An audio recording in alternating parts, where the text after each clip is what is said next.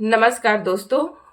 कल से मेरी पोस्ट मैंने की थी, जो की थी मेरी आस्था पे, महाशिवरात्रि की पूजा पे। एक इंसान है, रंजीत नास्तिक करके नाम है। मैं उसे नहीं जानती हूँ, कौन है कौन नहीं है, बस वो मेरी पोस्ट मैंने किया था, तो मेरी पोस्ट पे आकर के वो कल से मेरे को मानसिक रूप से प्रताड़ित कर रहा है।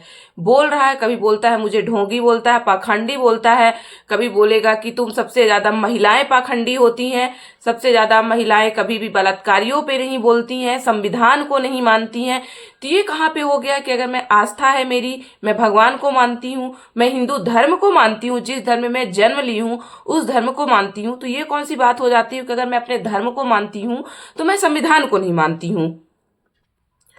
आर्टिकल 25 के अकॉर्डिंग मैं अपनी धर्म और अपनी आस्था को मानने के लिए स्वतंत्र हूँ। जिस प्रकार से वो अपने लिए स्वतंत्र है कि वो कुछ भी कर सकता है, वो संविधान को मान रहा है, मैं भी मानती हूँ संविधान को। मैं आस्था का मतलब, हिंदू धर्म को मानने का मतलब ये नहीं होता है कि मैं संविधान को नहीं मान।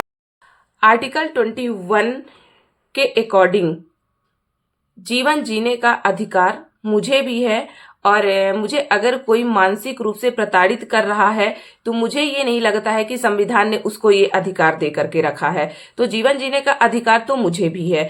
तो कल से अगर मुझे कोई व्यक्ति, कल हो गया, आज हो गया, और मुझे वो बैक टू बैक मेरे को मानसिक रूप से प्रताड़ित कर रहा है, मैं मानसिक रूप से कहीं भी, कल से मैं अच्छे से सो नहीं पा रही हूँ, पाखंडी, ढोंगी, ये सब क्या चीज होती है।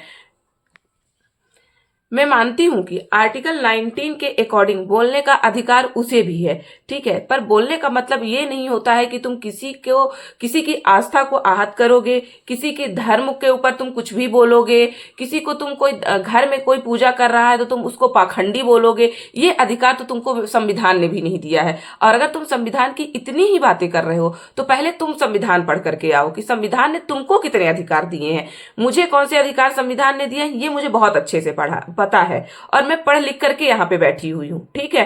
तो मुझे ये मत बताओ कि पहले पढ़ लिख किया करो, पहले पढ़ तुम लो कि संविधान ने तुमको कितने अधिकार दे करके रखे। ना तो तुम्हें आर्टिकल 25 पता है, ना तो तुम्हें आर्टिकल 21 पता है, ना तो तुमको आर्टिकल 19 पता है। तुम्हें पता क्या है? क्या तुम्हारे पोस्ट में आकर के मैं कुछ तुम्हें बोल रही हूँ? नहीं बोल रही हूं। तो तुम कैसे आकर के मेरी पोस्ट पे, अगर मैं पूजा कर रही हूं, मैं अपने घर के अंदर पूजा कर रही हूं, मैं कहीं रोड पे बैठ करके पूजा नहीं कर रही हूं, मेरी आस्था है अपने भगवान के प्रति, तो तुम कौन होते हो कहने के लिए कि अगर कुछ होता है तो तुम्हारे भगवान बचाने के लिए नहीं आते हैं? आता संविधान है। ये मुझे तुम मत बताओ कि कौन मुझे बचा रहा है, कौन बचा नहीं रहा है। तुम जानो, तुमको तुमको संविधान नहीं पता है। पहले तुम संविधान पढ़ो, इसके बाद मेरे को कुछ यहाँ पे बोलने के लिए आओ। तुम इतने पोस्ट करते हो, मैं तुम्हारे पोस्ट में आकर के या कोई भी पोस्ट में आकर के तुम्हारे कहता कि तुम संविधान को मत मानो, तो तुम मुझे कैसे आकर के कह रहे हो कि मैं भगवान को ना मानूं, मैं अपनी आस्था को छोड़ दूं? तुम हो कौन ये कहने वाले? तो पहले तुम पढ़ लिख लो, इसके बाद बताओ।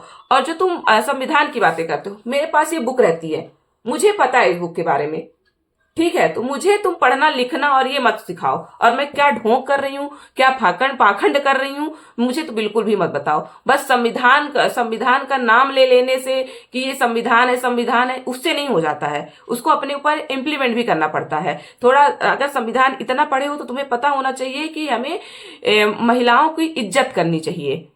ये नहीं होता है कि बस उन्हें पाखंड बोल दो, बलात्कारियों का साथ देने वाला बोल दो, संविधान को ना मानने बोल दो, उन्हें अनपढ़ बोल दो, पढ़ लिख लिया करो बोल दो। ये कौन सी बात होती है? पहले तुम पढ़ लिख लो। ये नहीं होता है कि बस उठ करके कुछ भी मैसेज कर दिए। यूट्यूब से तुम मुझे मनुस्मृति पढ़ने के लिए बोल रहे हो। यूट्यूब पढ़ने लिखने की जगह होती है, मैं मानती हूँ कि आज शिक्षा जगत का बहुत बड़ा प्लेटफॉर्म है, लेकिन ये नहीं होता कि हर बुक को जाकर के तुम यूट्यूब पे पढ़ो।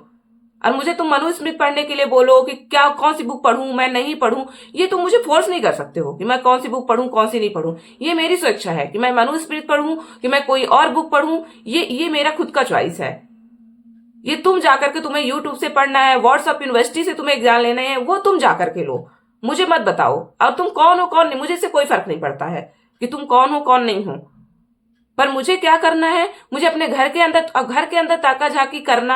हाँ ठीक है, मैं खुद पोस्ट कर रही हूँ, ये हो जाएगा, तुम बोलने चले आओगे कि तुम खुद अपने घर की चीजें घर के अंदर रखो, तुम खुद पोस्ट कर रही हो, इसके लिए मैं फ्री हूं ना। लेकिन तुम बोलने के लिए फ्री हो, पर इतना बोलने के लिए फ्री नहीं हो कि किसी को तुम रोड में खड़े होकर के गालियां दोगे, किसी को आकर के कुछ भी करोगे, किसी की भावनाओं को ठेस पहुंचाओगे। तो जीने का अधिकार मुझे भी है, और किसी को अगर तुम मानसिक रूप से प्रताड़ित करते हो, इसका अधिकार तो तुम्हें संविधान ने भी नहीं दिया है, जिसकी तुम बड़ी बड़ी दुआई दे रहे हो। तो अपने आप पहले झांको, अपने आप ने अंदर झांक के देखो कि तुमने कितने संविधान पढ़े हैं। तो किसी को बोलने से पहले कि उठ करके चले आना, बोलने से पहले अपने आप को देखना चाहिए और अपने अंदर झांक करके देखना चाहिए। बस लास्ट में मैं इतना ही कहूंगी कि मैं बाबा साहब को बहुत रिस्पेक्ट करती हूँ, और जहां से मैं आती हूँ, जिस परिवार से मैं आती हूँ, तो वहां बाबा साहब हमारे लिए क्या है और मुझे कितने अधिकार दिए हैं, और जो आज मैं यहाँ पे बैठ करके बोल पा रही हूँ, ये सब अधिकार मुझे बाबा साहब ने दिए हैं। तो मुझे तुम मेरे अधिकार कौन, मुझे क्या मिला, कहाँ से मिला, ये मुझे मत बताओ तुम।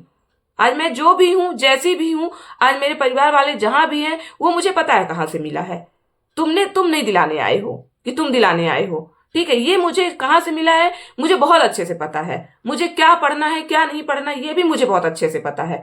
पहले तुम पढ़ो, तुम अपने आप को देखो, फिर इसके बाद मुझे बोलो। और मेरे पोस्ट में अब दोबारा अगर ऐसा कोई भी आया, कुछ भी ऐसा जिससे मुझे लगा कि मेरा मेंटल हैरेसमेंट हो रहा है, फिर मैं भी ये बिल्कुल भी सहन नहीं करूंगी। क्योंकि मैं कल से देख रही हूँ, सुबह उठते से ही देख रही हूँ कि मेरा मेंटल हैरेसमेंट हो रहा है। ये मैं बिल्कुल सहन नहीं करूंगी।